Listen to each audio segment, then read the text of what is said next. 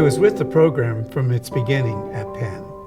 In fact, I helped Ken George design it. The university said that we had to, in order to be certified in the Graduate School of Education, we had to have fewer doctoral programs from different groups, so that they wanted to fold human sexuality into leadership education. And we and the faculty and the students got together and decided that we would rather move and keep a doctorate specifically in human sexuality.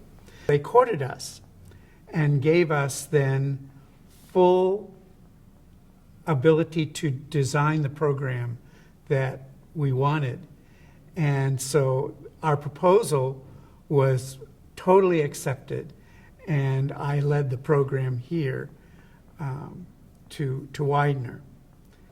The key people in designing our program was Connie McCaffrey, Ernie Green, Richard Friend, Andy Barrett, myself, and Carol Cobb Nettleton, and a man by the name of Charles Cesaretti, who was the executive director at the time of the Institute for Sex and Religion. And we decided that we would have our courses at my office. I'd been involved in professional organizations where Ken knew me as a member of ASEC for a number of years, Quad S, in research and those kinds of things. He realized that I was one of those people that he could bring in to do the education piece that he thought needed to be done.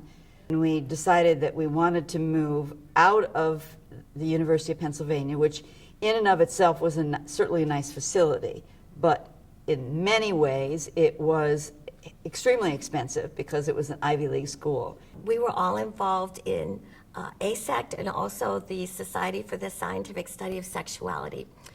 In fact, Ken George had really mentored me into leadership positions in those organizations.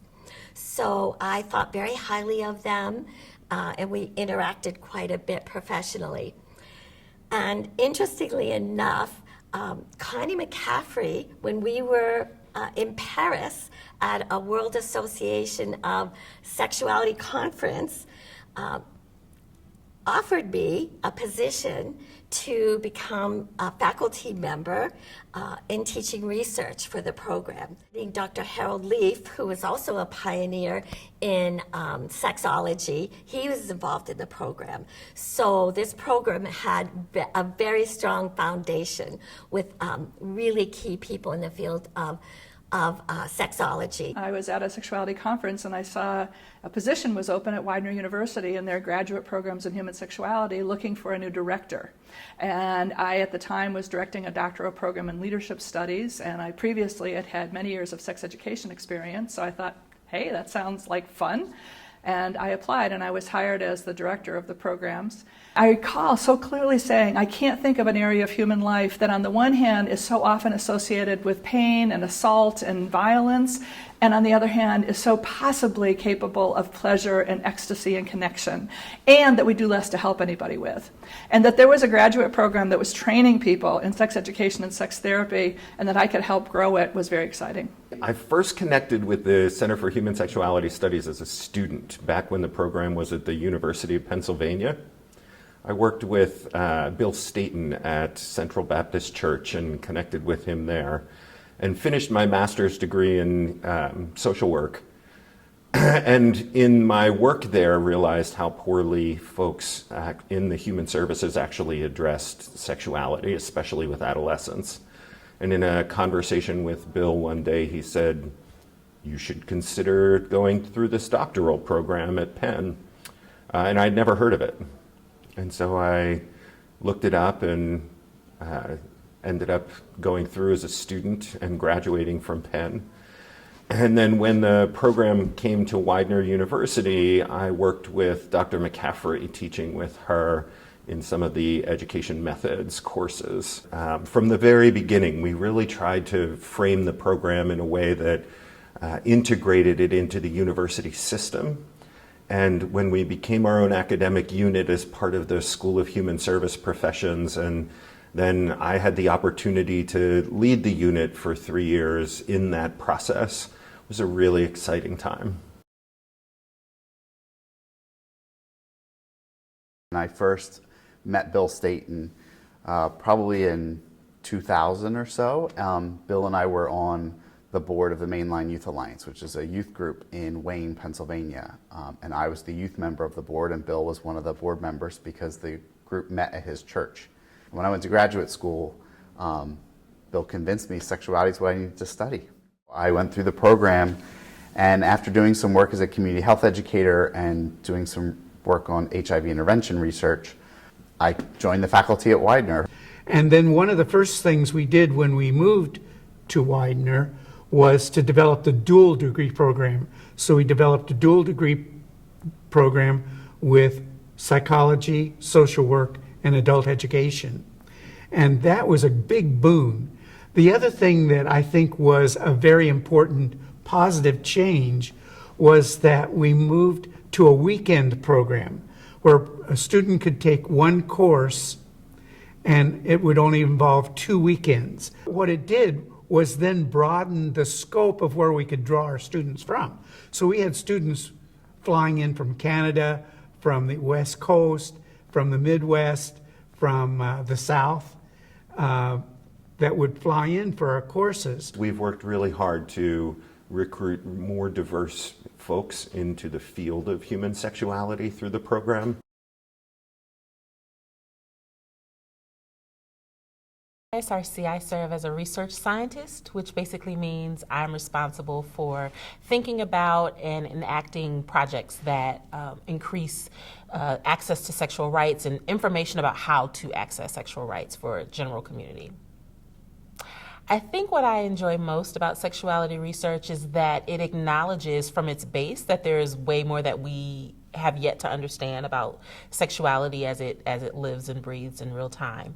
And sexuality research for me allows us that opportunity to really dig in and find out what's there, what we're missing, what is possible, what can be conceptualized. So I think more than anything, the ISRC offers community and collaboration, particularly given that research traditionally has kind of come from this vacuum of academia where there are these particular researchers who go in with their ideas of what the community needs, and they go and they grasp information and they leave. ISRC is really about attempting to work with communities to determine for everyone what is it that we're trying to understand here and how is it that we can use the information that we're gaining to be of best benefit for everyone. My favorite part about doing sexuality research is the look on strangers' faces when I tell them what I do for a living. You're a sex scientist. It's remarkable how little is known about something that affects everyone on the planet. Initially was sexuality as it relates to public health, but that's not the only approach to sexuality. There's pleasure-based approaches that I learned about here at Widener and have been able to apply to my work. And so now it's the best time of my life and the best job I've ever had. The ISRC offers to the community of Chester a hub of knowledge, research, interest in sexuality. It's great to have such a resource here at Widener in this area. To the country, it offers an aspiring place of scholars where people emerge with interesting questions relating to all varieties of sexual knowledge and inquiry. And for the world, it offers a chance to unite scientists behind the idea that sexual rights is for everybody. We started a sex therapy certificate program where students can come who are already licensed in a mental health area and learn specifically sex therapy. Another evolution that we started just 2 years ago is our advanced training program in affirmative transgender mental health. And that program trains licensed mental health providers also to work with transgender folks. And that program is really taking off. Which is designed to serve a marginalized community. And I am very excited about the program because it is going to serve the Chester community where we are based. So that is also very exciting to me.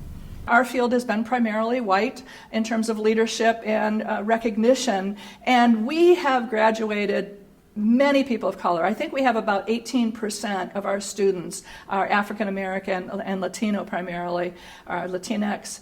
Now we've seen leadership. Some of those people have co-chaired the national conferences for the American Association of Sex Educators, Counselors, and Therapists.